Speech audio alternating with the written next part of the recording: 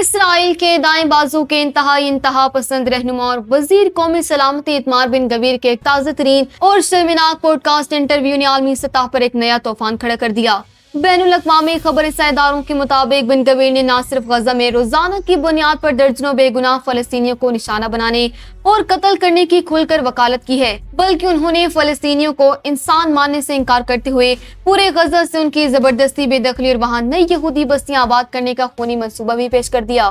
اس fascist بیان کے سامنے آنے کے بعد دنیا بھر میں جہاں شدید غم و غصے کی لہر دوڑ گئی ہے، وہاں اسرائیلی سیاست اور صہیونی ریاست کا اصل چہرہ ایک بار پھر بے نقاب ہو گیا۔ تفصیلات کے مطابق بن گویر نے یہ شکیل قلب بیانات دی 8 اکتوبر نامی پوڈ کاسٹ کے پہلے ایپیسوڈ میں دیے، جس کی میزبانی غزہ سے رہائی پانے والے سابق اسرائیلی یرغمالی رام براسلاسکی کر رہے تھے۔ گفتگو کے دوران بن گویر نے غزہ میں جاری مظالم پر وزیر اعظم بنیامین نیتن یاہو سے سخت اختلافات کا اظہار کرتے ہوئے کہا کہ اسرائیلی فوج کو حملوں کی رفتار کم کرنے کے بجائے روزانہ رات کو 30 سے 40 فلسطینیوں کو ٹارگٹ کر کے قتل کرنا چاہیے۔ ان کا کہنا تھا کہ کارروائیوں کا دائرہ صرف ان لوگوں تک محدود نہیں ہونا چاہیے جن سے فوری خطرہ ہو، بلکہ تمام فلسطینیوں کو نشانہ بنایا جانا چاہیے۔ بن گویر نے غیر انسانی الفاظ استعمال کرتے ہوئے کہا کہ وہاں ایسے لوگ موجود ہیں جو جینے کے لائق ہی نہیں اور وہ انسان کہلانے کے حقدار بھی نہیں ہیں۔ انٹرویو کے دوران انہوں نے اپنے کپڑوں پر پھانسی کے پھندے کا پن بھی لگا رکھا تھا، جو فلسطینی قیدیوں کے لیے سزائے موت کی کھلی علامت تھی۔ اس انٹرویو میں بن گویر نے پورے غزہ کو اسرائیل کی ملکیت قرار دیتے ہوئے اپنے غاصبانہ اور نسلی تطہیر کے الزام کا کھل کر اظہار کیا۔ انہوں نے مطالبہ کیا کہ 20 سال قبل یعنی 2005 میں غزہ سے خالی کیے گئے اسرائیلی بستیوں کے بلاک گوشت قطیف کو دوبارہ آباد کیا جائے اور پورے غزہ میں نئی یہودی بستیاں قائم کی جائیں۔ اس کے ساتھ ہی انہوں نے تجویز دی کہ تمام فلسطینیوں کو دوسرے ممالک کی ہجرت کرنے پر مجبور کیا جائے اور باقی بچ جانے والوں کو ایک ایک کر کے ختم کر دیا جائے۔ بین الاقوامی قانون کے ماہرین اور عالمی برادری کا کہنا ہے کہ یہ بیانات صاف طور پر نسل کشی، نسلی تطہیر اور عالمی قوانین کی سنگین ترین خلاف ورزی کا اعتراف ہے، اور یہی بیانات عالمی عدالت انصاف میں اسرائیل کے خلاف نسل کشی کے مقدمے میں بطور ثبوت بھی پیش کیے جا رہے ہیں۔ ناظرین، بن گویر کے اس انتہا پسندی کا پس منظر بھی انتہائی خوفناک ہے۔ وہ اپنی جوانی سے ہی کہاس تحریک سے وابستہ رہے ہیں، جسے خود اسرائیل نے دہشت گرد تنظیم قرار دے کر پابندی لگائی تھی، اور انہی سخت نظریات کی وجہ سے خود اسرائیلی فوج نے انہیں لازمی فوجی سروس میں شامل کرنے سے انکار کر دیا تھا۔ اگرچہ بطور وزیر قومی سلامتی ان کے پاس فوج کی براہ راست کمانڈ نہیں ہے،